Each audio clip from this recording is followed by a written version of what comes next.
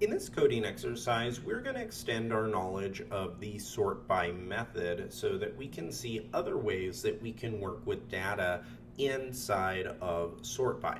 So right here, if you come down into our test to see exactly what we're looking to do, we have a list of states. Now these states are a little bit different because they have all kinds of different preceding values. Here we have a dash, here we have nothing, then we have an asterisk, and in this last one, we have two dashes. So what we need to do is we need to see how can we sort this so that we're ignoring each one of these preceding values. Now we don't want to get rid of them. We definitely could create some type of mapped value so that we could simply go grab each one of the important items. But in this case, let's pretend that we're doing this and we actually need to maintain the formatting. We simply want to sort it properly.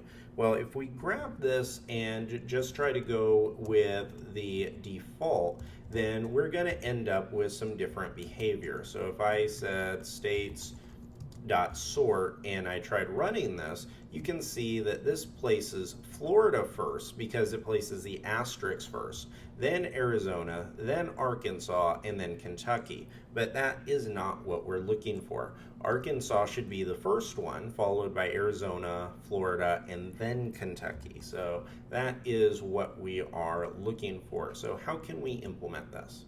Well, inside of this state sorter method right here, we are going to take the argument of states and then call sort by on them. And sort by, if you remember from the last guide, takes a block. And inside of the block, we have access to each one of the items that we're iterating over. So let's talk about how we could grab these last values. Before we even get into the implementation, let's come down here and see exactly how we could do it. We know we have access to a string, so we're going to have something like this for Arizona. And the way that you can actually parse these values is by using the bracket syntax. So here, say that I do 1 and 2. Let's see exactly what this gives me. If I run this, you can see that this gives me the space and then the letter A.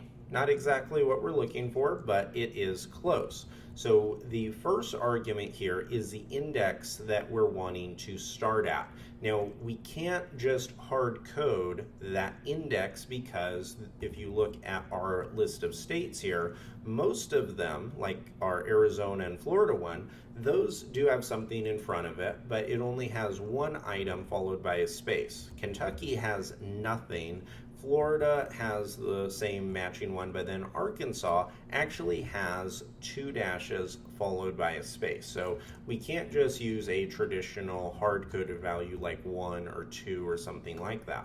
But one common item here is that each one of these states is the second to the last and the last item inside of the array. So what that means is we can actually use a negative value here. So I can say -2 and 2. And now if I run this, this gives me AZ.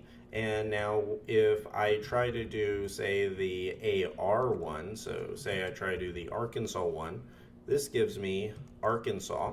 And lastly, if I try to do, say, Kentucky, this is still going to work. And the reason why is because with the way that Ruby works with negative indexes, this is going to go backwards and it's going to grab us the second to the last element, and then it's just going to grab those two elements, which is exactly what we're looking for here.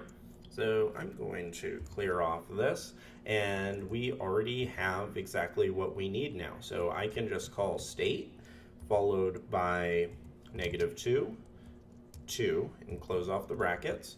And now if I save this and I can come down here and I'm going to close all this out, call state sorter, pass in our list of states, and now this should work, and it does. So here we have the first state is Arkansas, followed by Arizona, Florida, and Kentucky. And notice how even though it keeps the formatting, so it keeps everything we wanted, like these dashes and all of that kind of good stuff, it now is only carrying and it's only sorting by the values that we told it. So it's only sorting by the string values here. So that is all we need on that side.